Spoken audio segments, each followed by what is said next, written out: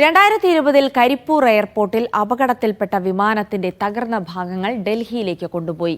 Air ഇന്ത്യയുടെ യാർഡിലേക്കാണ് വിമാനഭാഗങ്ങൾ നീക്കുന്നത്. വിമാനത്തിന്റെ പ്രധാന ഭാഗങ്ങളാണ് റോഡ് മാർഗം കൊണ്ടുപോകുന്നത്.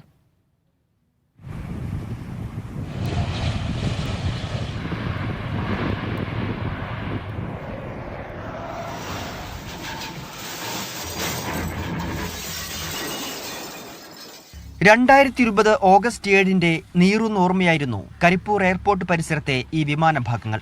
21 പേരെ മരണത്തിലേക്ക് എടുത്തെറിഞ്ഞ 169 പേരെ പരിക്കുകളോടെ ബാക്കിയാക്കിയ ആകാശ ദുരന്തത്തിന്റെ ശേഷിപ്പുകൾ കരിപ്പൂർ വിടുകയാണ്.